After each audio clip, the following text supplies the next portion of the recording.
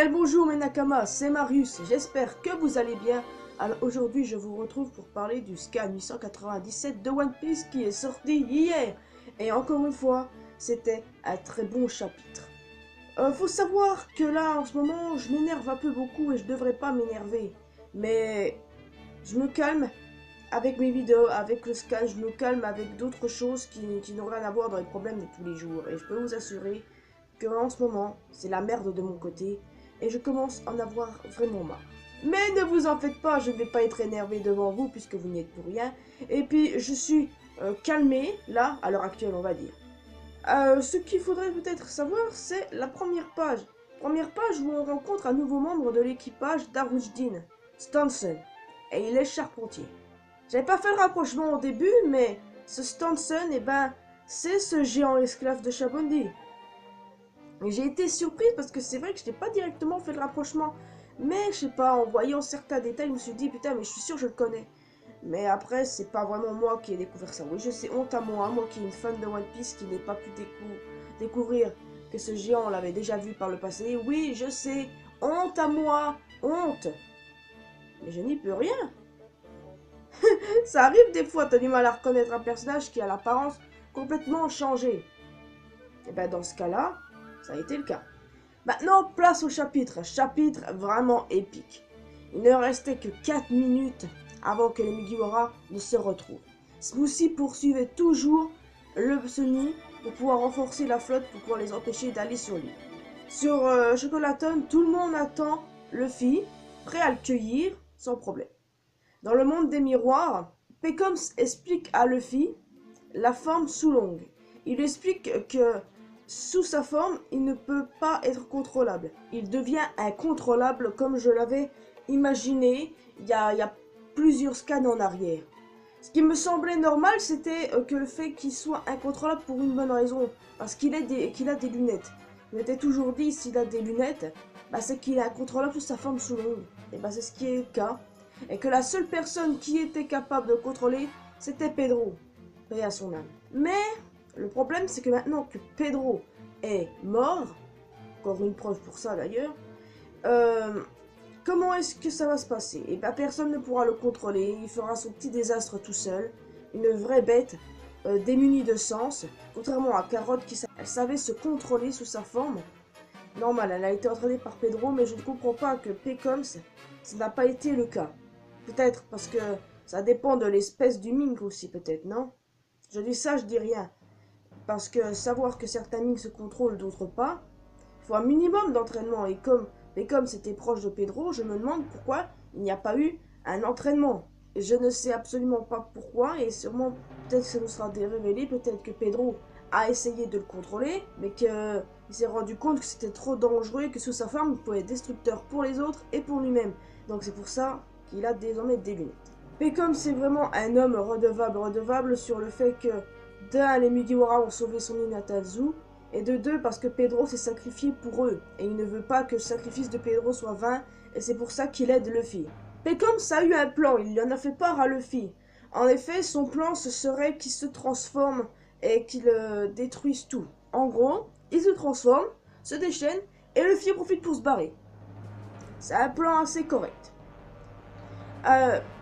Alors que tout le monde attend dehors, mais ils pensent que Luffy va sortir. Parce qu'il a échappé à Katakuri. Ils sont de loin de se douter que Katakuri-sama a été vaincu par Luffy. Mais moi, je vois ça comme un égal, vu que Luffy, vous voyez, Luffy, il est complètement faible. Pour moi, c'est un égal, je l'ai toujours dit. Donc, pensez ce que vous voulez. Hein. Moi, je pense qu'ils sont égaux. Qu'aucun d'eux n'a gagné. Basta. Voilà, bon maintenant je reviens au chapitre parce qu'en vrai, le Katakuri contre Luffy, ce n'est pas le sujet de cette vidéo. Bien malheureusement, je vais pas pouvoir parler de Katakuri dans cette vidéo, puisqu'on ne l'a pas vu. Déjà un mauvais. Bref, Pecom s'est sorti du miroir en premier, en prenant Brûlé pour otage. Il dit, si vous bougez, je la bute. Rien qu'avec cette phrase, on sait déjà que Pecoms ne restera pas dans l'équipage de Big Mom. Ça, il n'y a aucune chance. Ça, c'est fini pour lui. Et franchement, son avenir, eh ben, on a quand même un peu peur. Personne ne l'a attaqué puisqu'il avait brûlé. Et il a commencé à se transformer quand il a enlevé ses lunettes et directement regardé la lune. Ça, c'est une tentative suicidaire de faire ça. Bon, en fait, le truc qui s'est passé, c'est qu'après, Owen a vu rouge. Il n'a pas vraiment supporté que Peckham se serve de sa petite sœur comme bouclier. Il n'a pas supporté du tout. Il a attaqué Peckham. Là, ensuite, Luffy s'est barré de Peckham puisqu'il dissimulait. Et Luffy a pu partir. La transformation de Peckham, on en a vu des petits bouts, mais en anime, ça peut être monstrueux. Et sa véritable forme, je ne sais pas si on la verra dans le chapitre prochain, vu qu'il y a quelques abrutis qui veulent lui couvrir les yeux. Le sauvetage de Sanji est imminent. En effet, quand Luffy a commencé à courir, d'ailleurs je me demande comment il fait pour courir vu qu'il n'était pas en état. Ça, c'est quand même une question que je me pose. On sait que Luffy est assez endurant, mais quand même, il est dans un sale état suite à un combat où il a reçu des dizaines de coups et qu'il a failli laisser sa peau, et qu'il peut encore courir. Bref, Raisin a tenté de l'attaquer, mais Sanji est arrivé en pro cuisinier qu'il est, et paf, il a sauvé son capitaine. Et enfin, la retrouvaille entre cuisinier et capitaine se sont faites. De l'autre côté, Peckham, il est maintenu par tout le monde pour pouvoir l'empêcher de regarder la pleine lune. Quand même, attention, hein. Et les autres le tabassent. Franchement, j'ai peur de comment ça va finir. Pour Peckham, je veux dire. C'est vrai, comme je le disais tout à l'heure, il n'y a aucune chance qu'il reste dans l'équipage de Big Mom. Il a aidé Luffy, il a utilisé Brûlé comme bouclier. Donc non. C'est vrai que tout le monde, depuis le début, voyait Peckham comme quelqu'un d'hyper loyal. Et d'ailleurs, c'était une qualité que je trouvais bien chez lui. Mais le fait que... c'est que le sens honorable a pris le dessus. Et c'est ça qui est bien. Quelqu'un qui est hyper loyal peut devenir honorable envers l'ennemi. Moi, je sais pas, mais je trouve ça beau. Parce que ça nous en dit le fait que Peckham, qui aime sa patrie, qui a aimé son frère Pedro, qui vient à se rebeller contre l'équipage qu'il a servi depuis des années pour aider l'ennemi, qui a sauvé sa patrie, pour qui son frère s'est sacrifié, eh ben excusez-moi, j'aurais fait pareil. Sanji et Luffy, quant à eux, ils étaient encerclés, tu vois, mais vraiment encerclés. Il y a Yuen qui a tenté un truc. Celui-là, je sais pas, je l'aime pas. Il y a un truc qui est bizarre chez lui, je l'aime pas. Bref, jusqu'à ce qu'une explosion se produise, l'explosion des ports ou des navires se font toucher. Et c'est qui est arrivé? Qui est arrivé? Le Germa. Ah ouais, il était temps. On attendait le Germa depuis plusieurs chapitres déjà. Et franchement, bizarrement, j'étais contente de les voir. Les Germains se sont mis comme ça en cercle autour de Sanji et Luffy. Là. Et ils veulent se venger de la famille Charlotte. Ça, c'était vraiment clair et c'est vraiment bien. Ils ont le style et surtout Ishiji a le style. Je n'aurais jamais cru dire ça. Mais ce mec est vraiment stylé. Et le Germa est là. Mais c'est vraiment génial. On attendait ça. Mais vraiment. Et franchement, je ne sais pas pourquoi. Mais je sentais que le Germa allait apparaître entre les 4 derniers chapitres de l'arc. Parce que je pense qu'il ne reste pas beaucoup de chapitres pour l'arc Whole Cake. Mais c'était bien, c'était une bonne mise en scène. Ils veulent se venger. Donc ça va être le gros bordel. Ils vont foutre la merde. Imaginez même pas à quel point ils vont foutre la merde sur leur passage. Ils vont déglinguer tout le monde. Et pendant la confusion, c'est sûr que Sanji et Luffy vont se barrer. Et avec les Vinsmoke qui couvrent leurs arrières. Je sais pas pourquoi, mais j'imagine bien ça.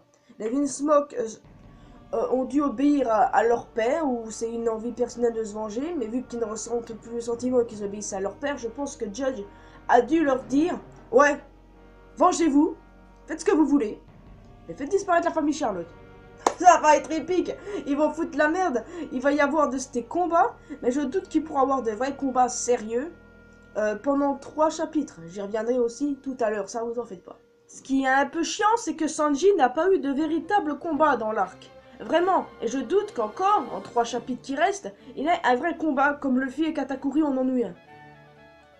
Et c'est vraiment assez dommage parce que je pouvais le voir contre Daifuku à cause de leur altercation à la Tea Party, ou même contre Owen en raison de la chaleur. C'est vrai qu'il y avait tas de possibilités et pourtant non.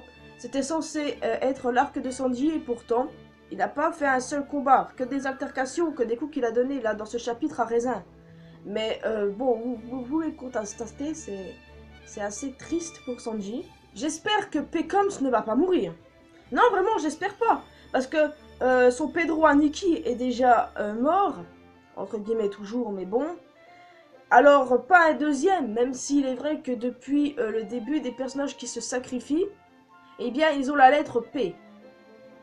Pedro et Pound. Donc en lettre P, des gens qui peuvent se sacrifier, qui sont du côté Mugiwara, il reste Pudding et Becomes. Si on détruit Perospero qui est l'ennemi, mais que lui, pof, ça va être terminé. Si Oda il tue tous les personnages avec la lettre P, on n'est pas rendu.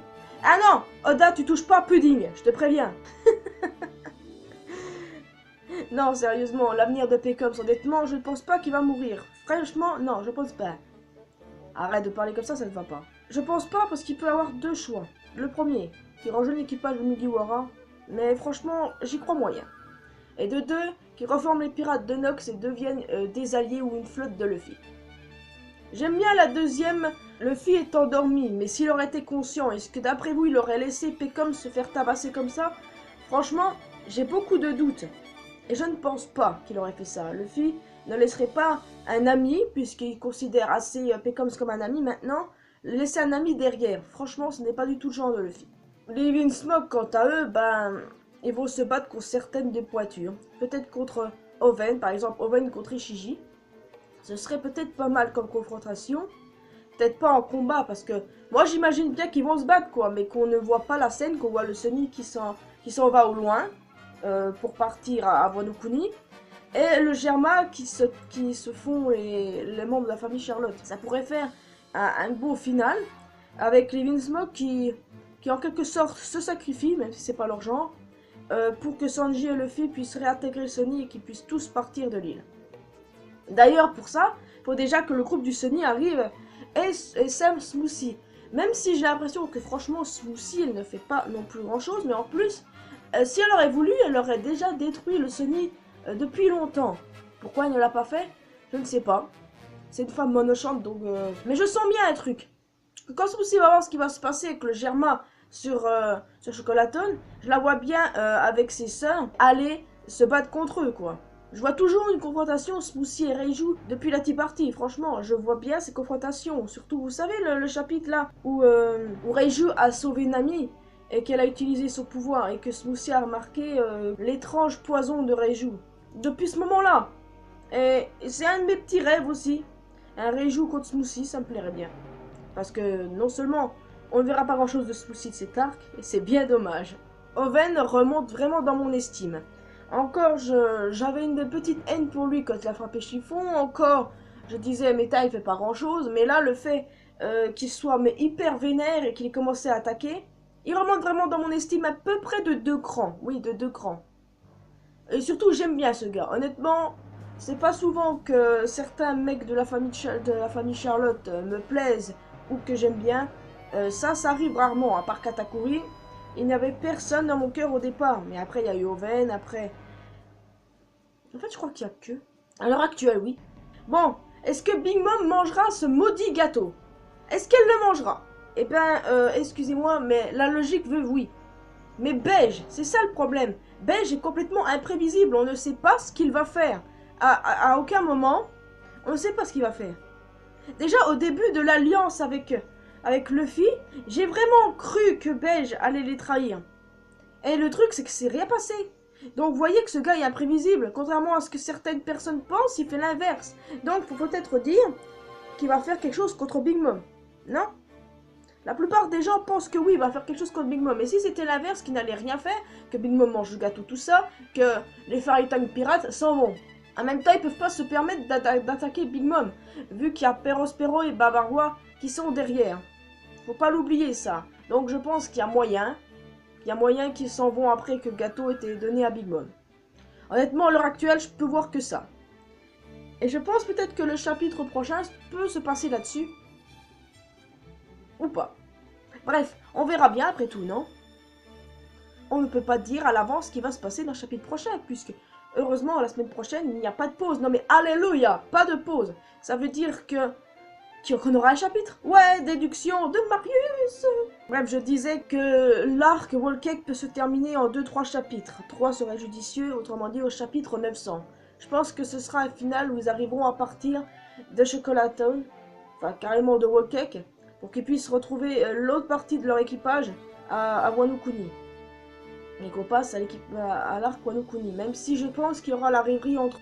Ce qui peut se passer en 2-3 chapitres, c'est la fuite de Luffy et Sanji avec le Germa qui couvre leurs arrières, le Germa qui fout le bordel, Big Mom qui mange le gâteau, Non, mais il peut vraiment passer pas mal de trucs, surtout que Stussy et Morgans sont avec Mondor, Tamago et Compote.